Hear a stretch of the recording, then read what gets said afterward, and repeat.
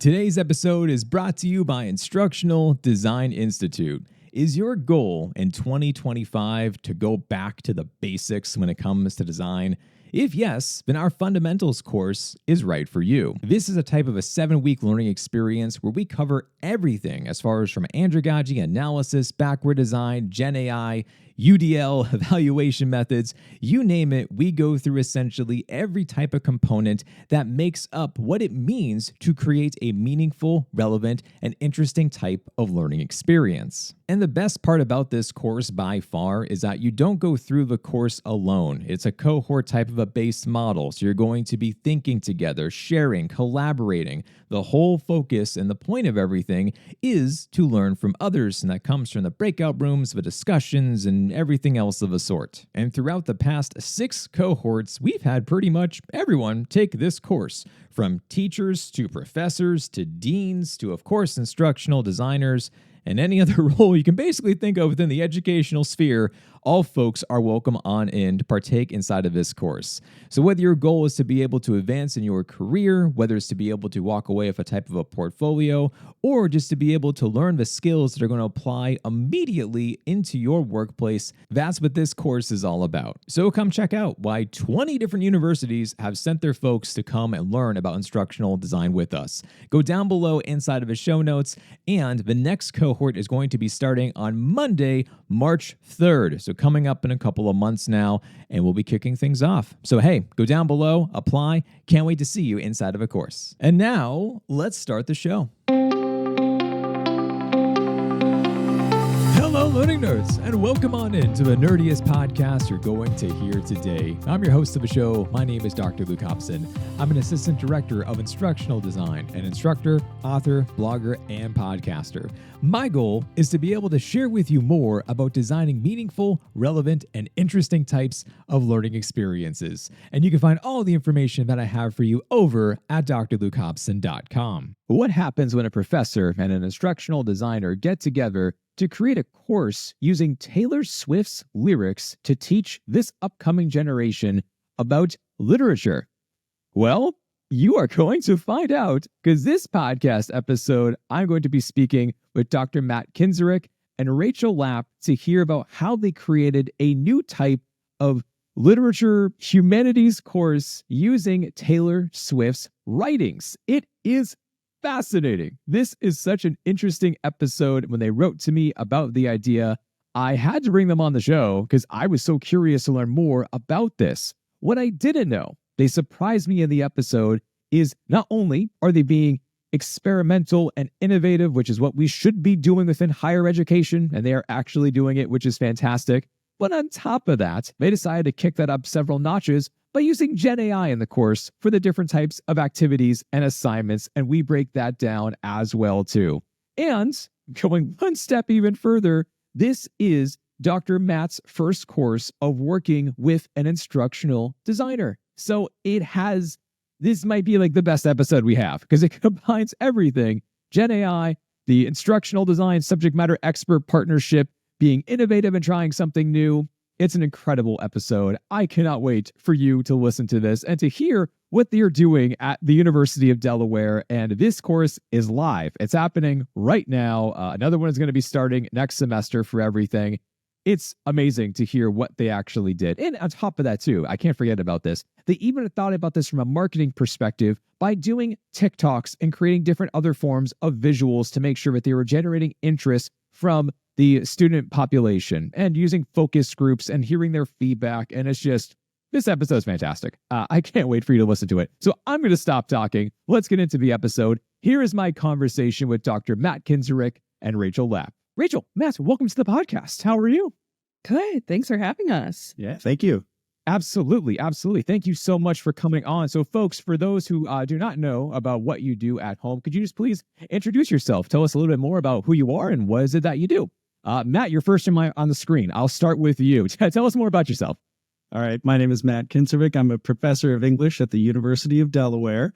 And I have been involved over the past several months in creating my first ever online asynchronous course, and my first time working with an instructional designer. So, wow, love it. All good stuff. Love it. And Rachel, I'm assuming you're the instructional designer. I am. I'm an instructional designer who works at the university, and I'm inside an IT organization. So it's a little bit different than some IDs who might work on the academic side. That means that I have a little bit more access to tech tools and a lot of freedom to do creative things, which is pretty awesome. In addition to being an instructional designer, I'm also a former student of Matt's. Very cool. Kind of kicked off our partnership. I won't tell you how many years ago, but many, many years ago. And so I primarily work with courses in business. So this is also an exciting course opportunity for me to work outside of my normal course development portfolio and to get to do something really creative. Awesome. Well, clearly this is creative because it is not every day that someone emails me saying, Luke, we have an idea for this podcast episode. We're creating this Taylor Swift literature course together as an instructional designer and subject matter expert. And I remember reading it and I was like, you're doing what? Like, please come on the show because I have to know more. So give us an overview. What is this idea for this kind of course? Well, I think the idea for the course, the course could really be called Free Taylor Swift, right? Liberate Taylor Swift from the conventional way that her fans receive and critique her music. It's often very biographical, the readings of it. It's often, they're looking for Easter eggs to find out, who she referring to and, kind of in celebrity culture, what does this mean? And we wanted to take a really different approach and step back from the here and now and say, if we take these songs to be like poems, right?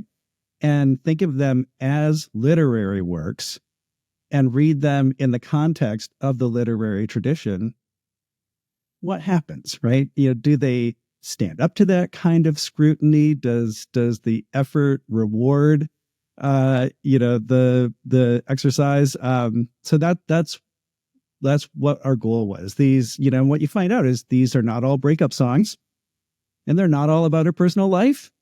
There's a lot of fiction in there. The course is studies in contemporary fiction.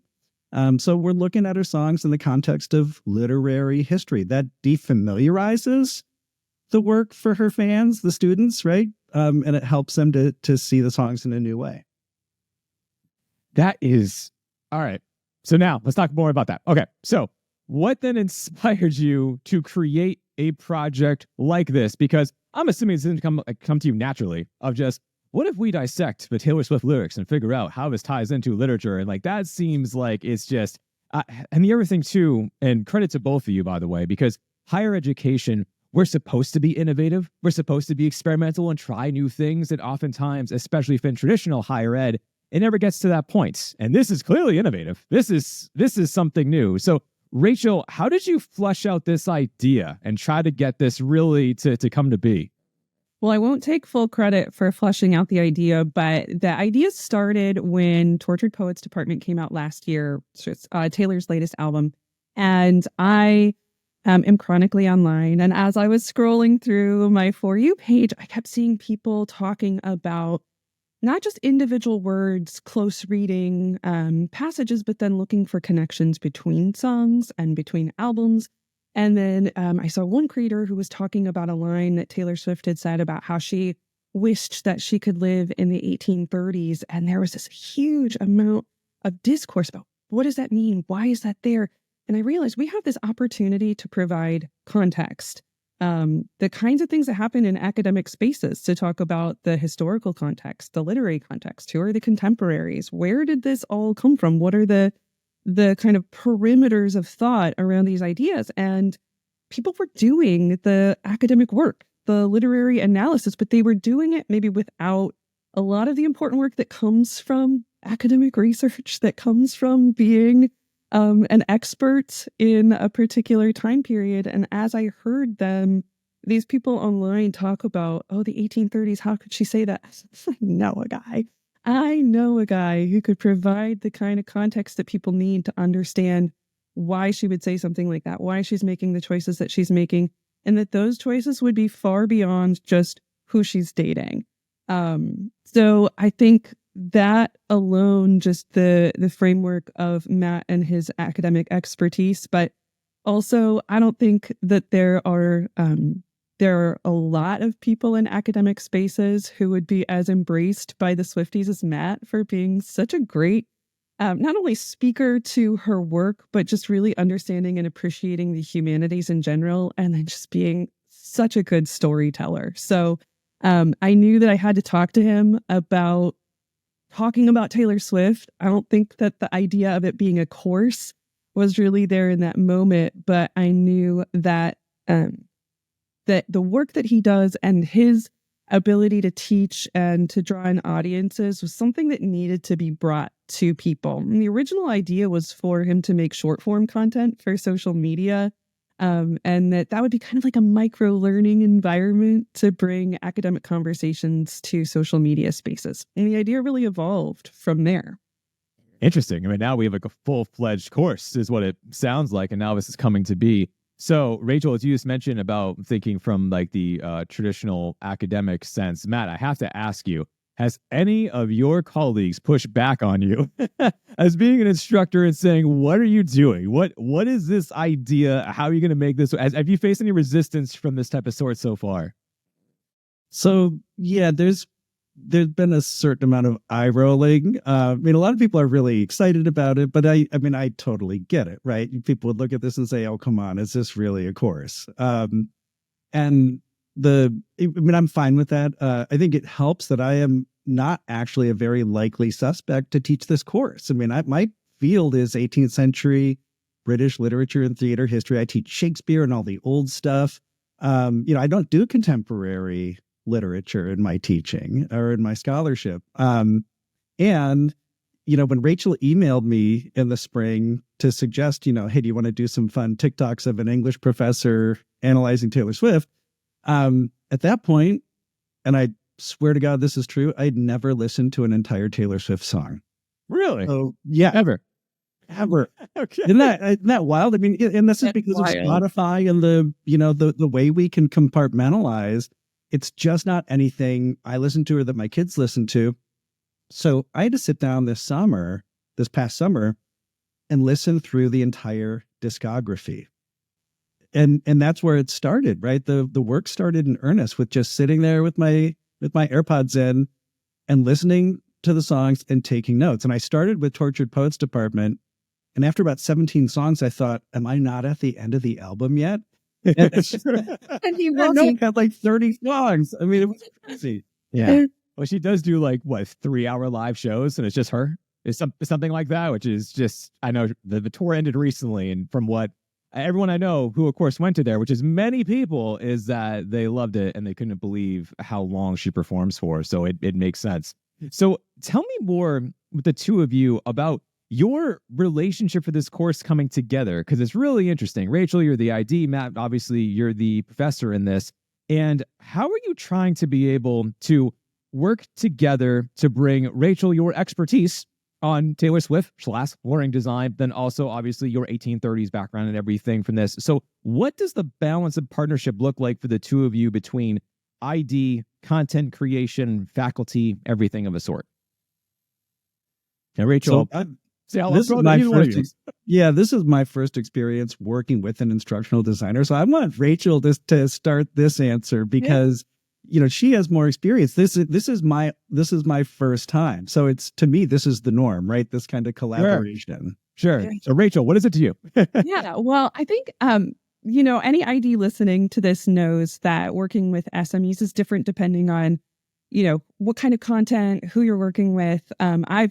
For me, this is different because I've never worked with a subject matter expert that is so open to ideas and so willing to do so many new things. And that's very cool. But from an ID perspective, I think, I won't overstate, and that is in complete creative control of the content. But when we first started thinking about the course, we really were in open dialogue about the architecture of what we wanted it to look like. How would students experience the content? How were they participating in the course? What kinds of things would resonate with them? IDs are always a bridge between SMEs and students anyway.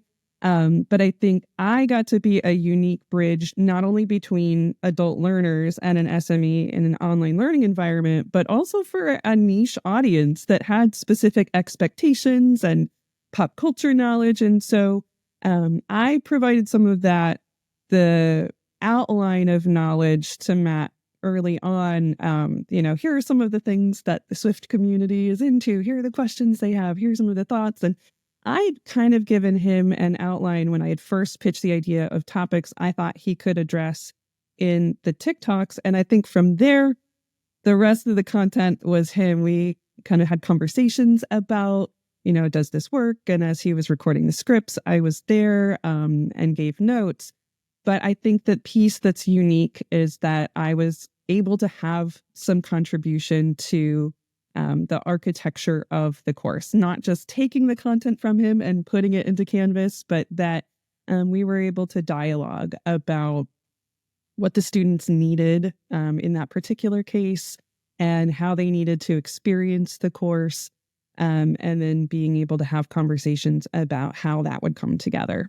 That makes sense. So let's dive into the course a little bit more. I'd love to hear more about the ins and outs of this. Yeah. So it seems like a part of this project is that you want to be able to draw more students into the humanities, and you're doing so with now the most popular person on earth and trying to be able to get them to want to learn more from this idea, which makes plenty of sense.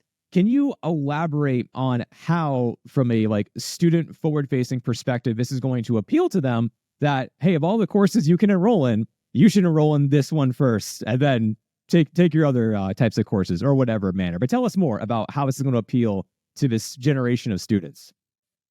So I think the course is a literature course, and that you've got to understand that first off, right? This is an English course, and we were very upfront in all of our promotion of the course, through the TikTok videos and through the course descriptions and the, some promotion that the university communications people did, that, this was about Taylor Swift, but it was also about English literature and not American literature, not contemporary literature. The texts that students are reading, some of it is Ovid, the Roman poet who wrote 2,000 years ago, but the lion's share of it is British literature from the 16th, 17th, 18th, and 19th centuries. Most of it's by men, right? These are old works. If I offered a course called 12 Great British Poems, nobody would take it, right? But that's kind of what they're getting along with the Taylor Swift content. Right. And so this was really a way to, to attract students, to attract their attention, and then make a pitch, right? Because we didn't hide the academic and the literary content. We were very upfront about that, but we got their attention with the Taylor Swift hook, right? And I think that's really important. We have to understand as educators that we are competing 24/7, right? For our students' attention. They live in a really different information environment from what their faculty live in. They live in a world that is literally designed to distract them all the time. So we got to find a way to break through. And I'll just add to that. I think that this course is unique because it's student-centered in a way that a lot of courses that I've worked on are not. A lot of times the student-centered part comes from just the activities themselves or the ways that we translate the faculty members' expertise into something that the students want. But in this case, it really put the students' desires in the center, right? The subject matter. And we brought them in unique ways. Our social media intern and I went out onto campus and asked students if they could tell the difference between Ovid and Taylor Swift lyrics. So it was really cool to be able to bring students on the street into that conversation. And all of the assignments are designed around students creating something with the use of AI. But we're not just asking them to be passive participants in the course. They're doing the work of the humanities. They're contributing other songs and ideas that they wish they had seen in the course through a discussion board every week. They are creating their own songs, creating their own images, social media posts.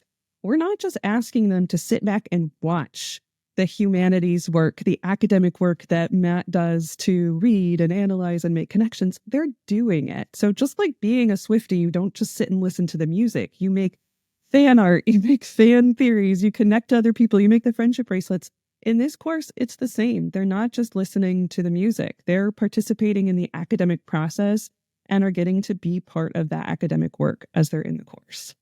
That's interesting. So the discussions make a lot of sense. And I'm sure that, Matt, I know for online courses, you mentioned you don't have as much experience with them, but to have a ton of organic conversations in a discussion board is a little bit abnormal. And I feel like you're going to get a ton.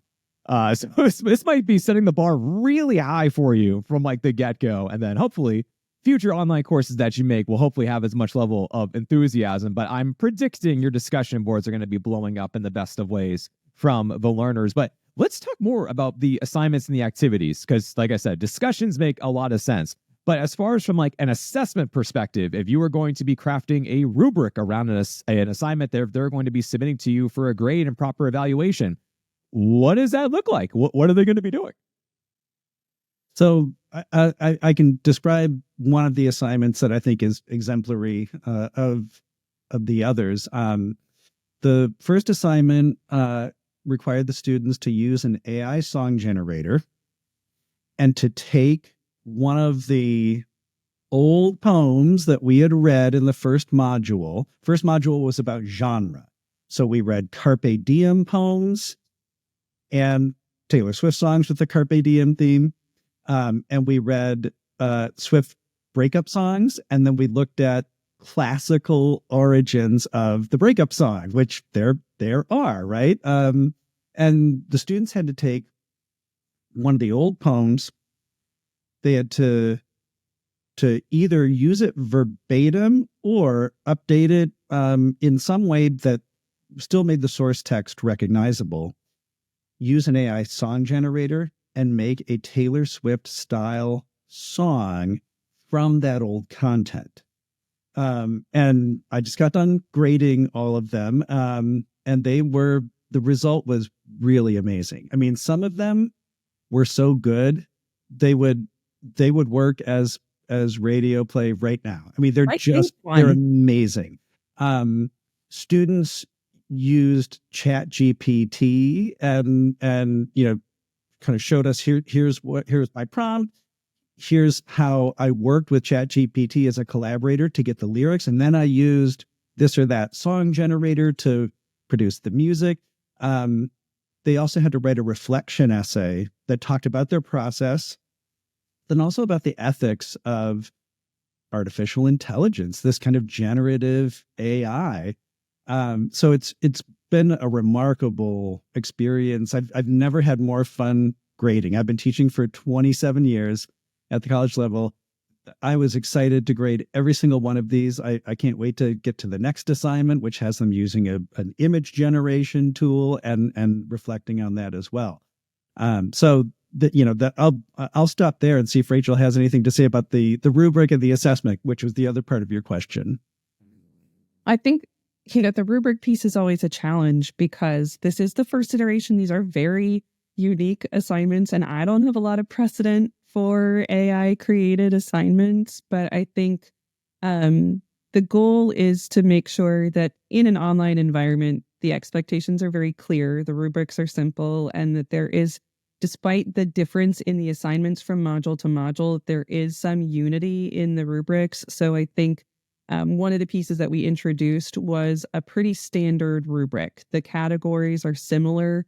The kinds of things that Matt's looking for are similar from assignment to assignment. So it's easier to get students acquainted with doing novel tasks because though they're using AI in unique ways, he's still looking for connection to source material. He's still looking for quality. He's still looking for the reflection across the assignment. So from an ID perspective, helping faculty to create something like this, because it's scaled across multiple modules, building the rubrics to be easy for him to use, to have easy to remember criteria and consistent criteria was a priority for those. And then I think just making sure that students were really aware of what each benchmark meant. And I know we all talk about this with rubric creation, but it's really easy to just say, oh, I'm using 7 points or 5 points or 10 points. But Matt took the time to make sure that he clearly articulated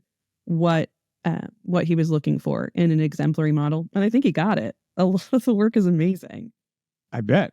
So you mentioned about Gen AI too, which I didn't realize the level of in-depthness you're using for Gen AI. So now I have to ask more about that. Because a lot of these music tools, like I think about from Suno, and I know that Google's Test Lab Kitchen also has one, and I think Runway now actually has a music producer now too. Yeah. They're all built to make sure that they are not stealing from the artists. So you can't just go say, create a Taylor Swift song about blah, blah, blah. They won't let you.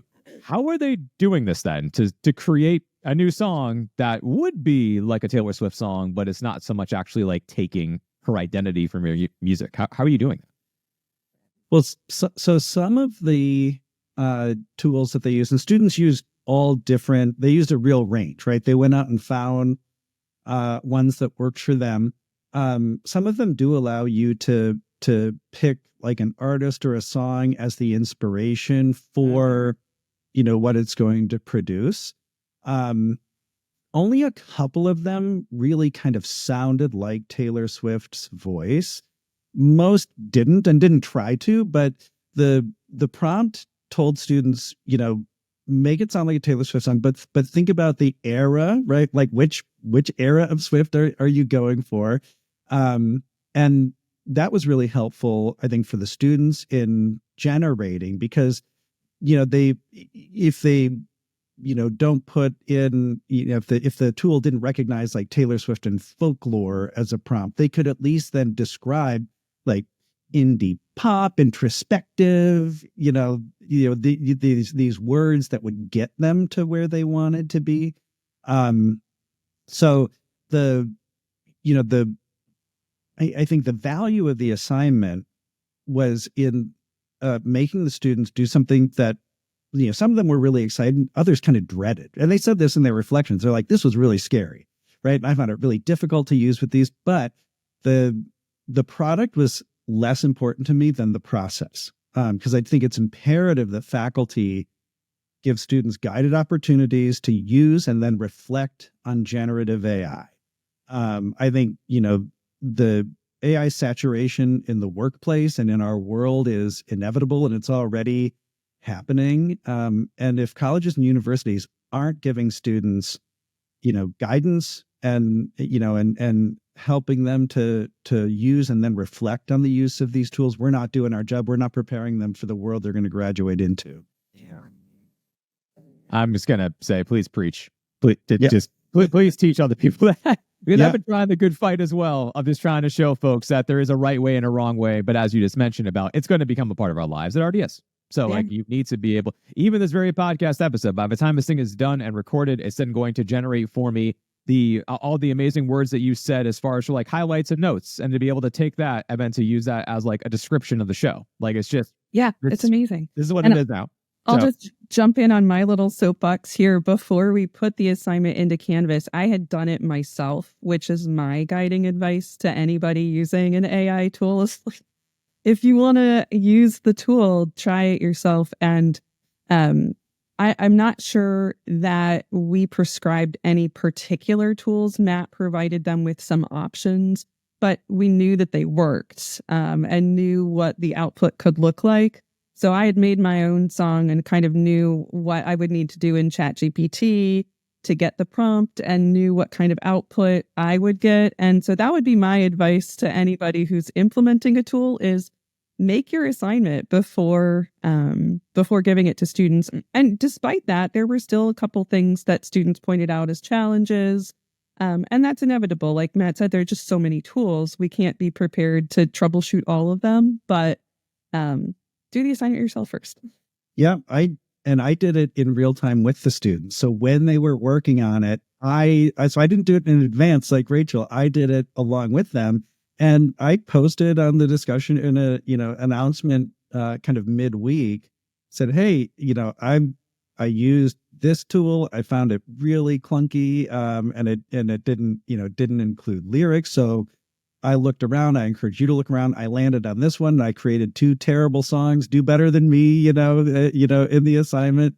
And I think that was helpful for students to get that kind of real-time feedback from, the instructor who's groping through this stuff and trying to manage the AI revolution himself. Yeah. Leading by example. It's a great thing. Yep. It makes sense. Rachel, I want to go back to something that you mentioned about, because you discussed about a social media intern. You discussed about using TikTok to spread the awareness of a course. And hey, TikTok's back, apparently. It got shut down for like 24 hours. So I don't know where this is going in the future for social media wise. But tell us more about your strategy for bringing in a social media intern and trying to really be able to use social media for this course content creation. Like, how did that all work? Yeah, I think it, I'll be really honest, came out of a real fear of not being relevant to the generation of students that we have. So I really just wanted someone by my side that I could rely on to give good feedback. It's like a focus group in a way. But as we were developing content, short form content, I knew that we would need a person who could navigate social media in the ways that our students are navigating. Like I said, I'm chronically online, but I recognize that the students that we're reaching are going to be looking for things and expecting things that I might not necessarily have access to. So the social media intern, Maddie, was a person who had really cool thoughts about trends we could hop on. And the idea is really, it's microlearning, right? That Matt has these wonderful ideas for lectures that land really, really well in a class environment. But then when we want to take them to this other environment, social media, they need to look a little different. They need to feel a little different. And we repackaged them in some cool ways. We hopped on some trends. We used some sounds. We did some walk with me's. And it was really, really cool to not only have that as a space to teach students a little bit more about literary analysis and Taylor Swift, but then it became a special opportunity for recruitment to let students know what we were doing, to let students know that this was available. So it is hard to launch a new course and to make people aware, especially on a campus as large as ours. And it, we tagged the University of Delaware in all of our posts. So it was another opportunity to highlight that the university is a place that's doing innovative things and that there's a lot of cool stuff going on. So I think that was part of it, the visibility, the recruitment, and then finding out what kind of content would land and just getting that feedback loop, a real touch point with our audience.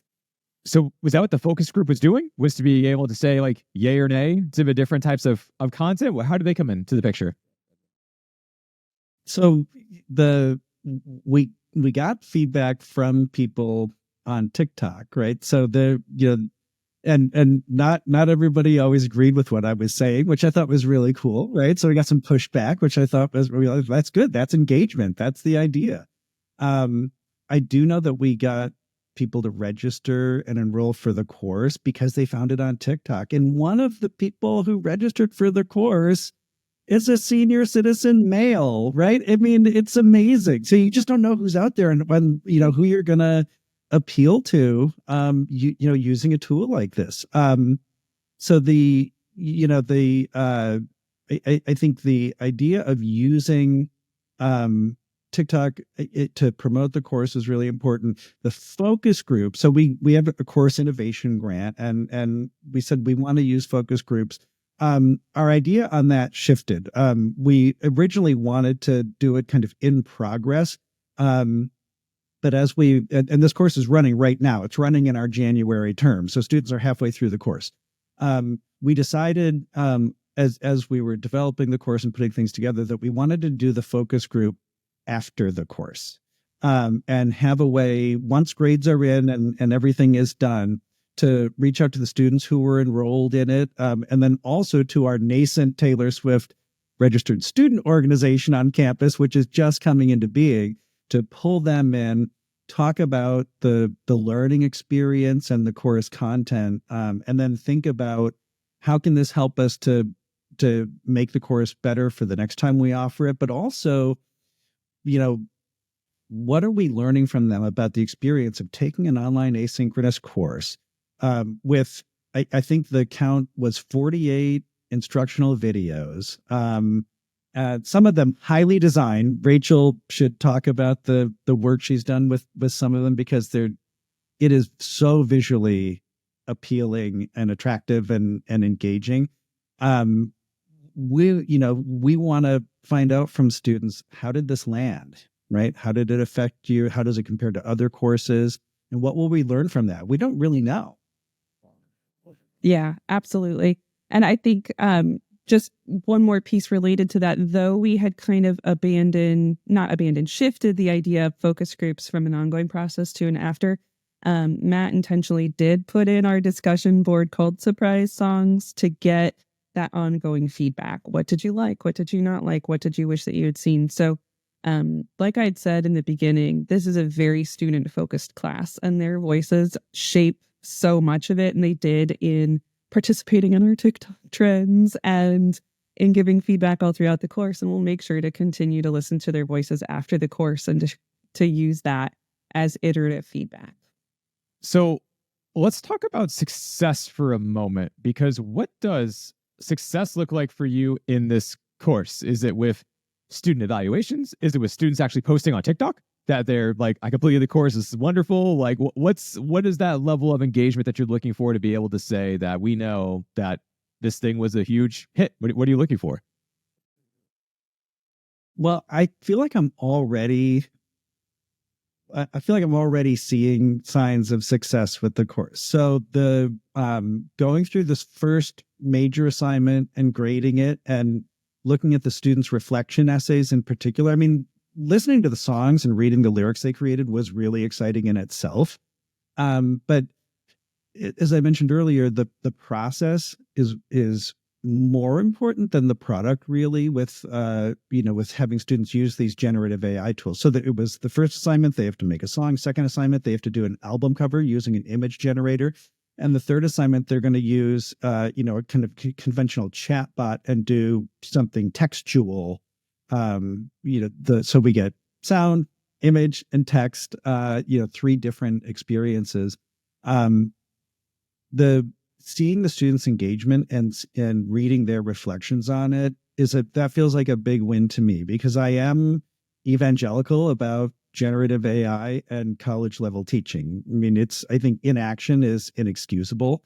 And I see too many people at, not just at the University of Delaware, but all around the country, too many faculty are not really engaging with this yet. We have to close the gap between student and faculty familiarity and use with generative AI, and really think about the implications for our learning goals and our teaching.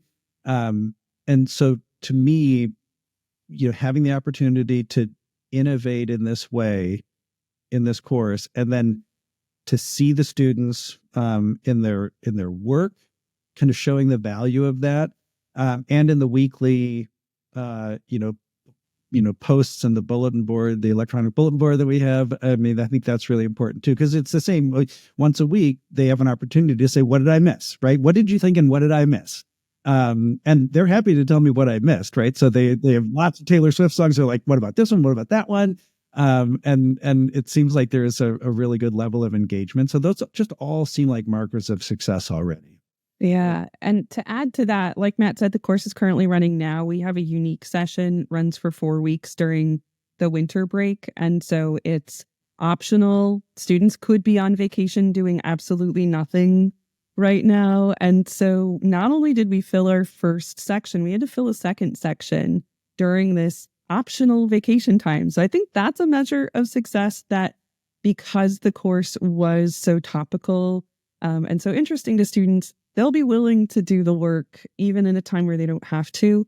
So obviously we've talked about the students, but I think one other piece that I would like to continue seeing signs of success in is faculty being inspired by this idea. We've already had one faculty member who knows Matt and heard about his course and said, hey, I want to jump on this train. He came to our office and asked for instructional design support. to develop an innovative course and create something that was student focused and engaging. And it's going to be awesome. I can't wait for that course to launch. But that, I think, is going to be an even bigger measure of success for me, that faculty look at the process of doing something innovative, doing something topical, doing something with instructional design, and not thinking, I'm too busy, I don't have time, that's a lot of work. Instead, they think, this is a really accessible process. I'm excited to do this. I have a model of success, and we clearly see that students are here for it. So that, I think, it's a high bar, but when we see more of that, then I'll be satisfied. Yeah. And that's interesting too, Rachel, because I kind of forgot about that piece for a second of like the instructional design is new in this as well. Of course, I'm thinking all about like the topic, but the actual design process itself, it sounds like you are really doing something different within your university to try to be able to show the value of instructional design and how IDs can very well be on these different forms of projects and trying to be able to expand upon this world of what we do from behind the scenes. Yeah. That a lot of people don't know about still, which is kind of funny, but true. Yes, right? Anytime I have to talk about what my job is, I have to start from nothing because it's, right? That's exactly right. Instructional designer. It is interesting, but that's great for being able to see that is scaling up in that way. So if you mentioned about how that's what you want to be able to hope for, have more people come to you, want to be able to expand upon this. What other opportunities can people do this at scale? What other topics and themes and courses are we not thinking of that people can do more of this and to try this out for themselves? Whatever areas do you think this would go into? Well, I mean, it's shown me that as we think of in the humanities, right? I'm an English professor. I'm a humanist. As we think about the value of the humanities, which is, it seems like it's perennially questioned, but more and more because of the cost of higher ed and the pressure on employment after graduation, people really worry, is getting a degree in a humanistic discipline, does it have value, right? And I think the generative AI is a boon to the humanities, because the old approach, the old value proposition of come to our university for 4 years, learn, gobble up a lot of content knowledge that we uniquely have and will impart to you, and then, go off and have a successful career. That's out the window with generative AI, because content is ubiquitous. It's getting better all the time, and it's available with simple prompts, right? So content isn't king anymore. What's really going to be important is the skills of communication synthesis, adaptability, those durable skills, empathy, all these things that we talk about the humanities providing. These are now the essential skills in every discipline. And so what I would love to see is more of my colleagues in the humanities seeing this stuff as fundamental and not just ornamental, right? These are fundamental skills to help people navigate a world that's going to continue to change very rapidly and is going to continue to devalue that sort of content delivery mode of instruction. We need to have students using and critiquing the tools that are going to create content for them for the rest of their lives once they leave our university. So to my mind, what we've got with this course is kind of a framework that others could look at independent of topic and say, okay, I can do something like this with X, Y, or Z, pick your topic.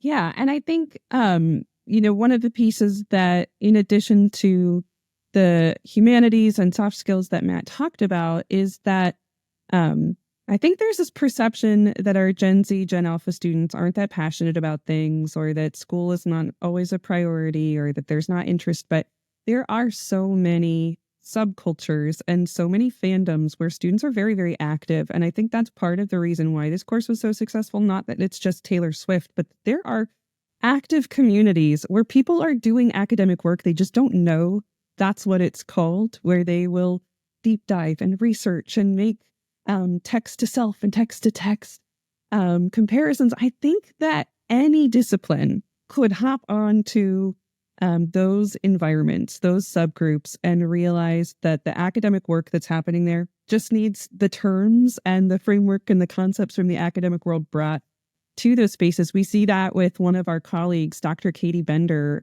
She developed an entire, again, Taylor Swift themed course on how to teach students to use Stata, which is a statistical software for analysis. And it was so interesting that course, she did a workshop series, brought in a bunch of girls because of the topic, but they had commented on how that was not a topic that they felt was very accessible to them. Understanding how to use data and interpret data didn't feel accessible. And so Katie was able to not only leverage the interest of Taylor Swift, she created a networking event where she made friendship bracelets and kind of brought a sense of safety and the community to the course. And I think that's the piece that anybody could do in any discipline. You can do it with business, you can do it with humanities, you can do it with the sciences. And so I think that's really the piece. It's that student focus, leveraging the power of fandoms, and then having your own passion, right? This wouldn't have worked. Hers wouldn't have worked without her passion for the fandom. Matt obviously had the commitment and the passion to the fandom. So it's kind of that mix of passion and subject matter knowledge that I think you can replicate anywhere.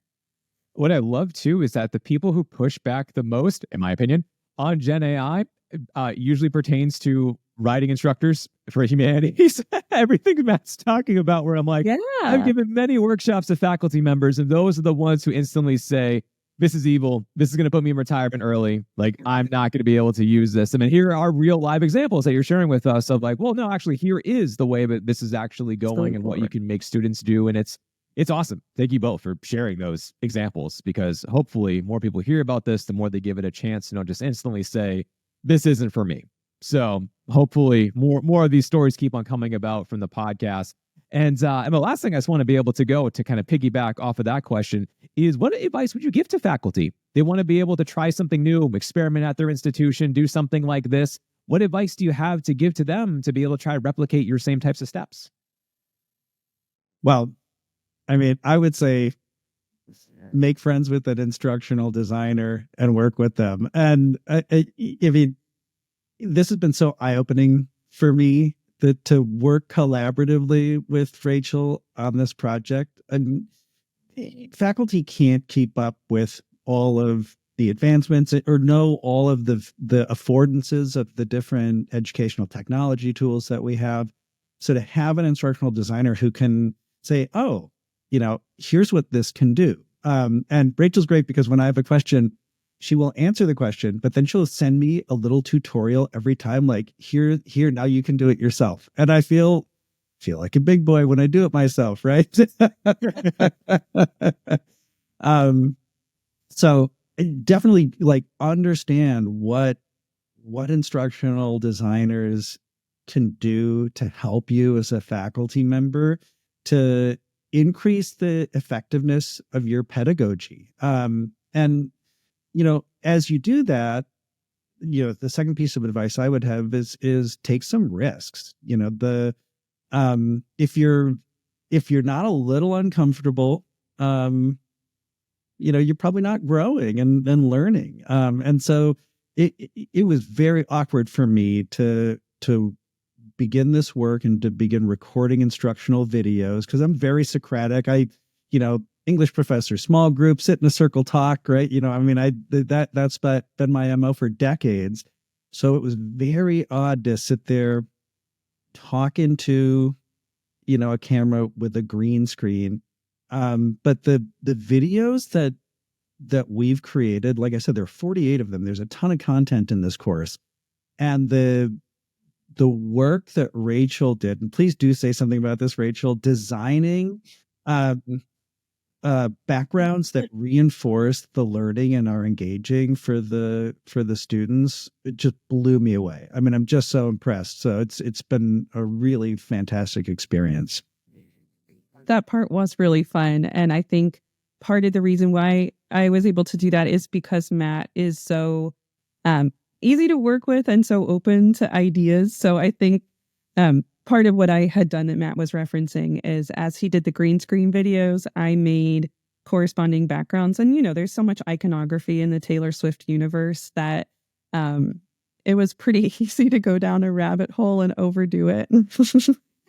I might have done that. I created some visual schemes and color palettes for different modules and had all these little Easter eggs for the students in the videos. And it was a lot of fun. But that was only possible because Matt was really open to working with me and to being open to new ideas. So like you said, being willing to take risks. But I think in a lot of partnerships I've worked with an SME to an ID, there's kind of a prescriptive, I have these ideas, you take them and you go with them. And so his openness to new ideas and to giving me some creative space was a really unique part of our partnership and something that I think faculty could benefit from, to just realize there are other people on your team that can add to the experience and that you don't have to know everything when you come up with a creative course idea. You don't have to do it all. There are partners on your campus that are there to support you and help make it happen.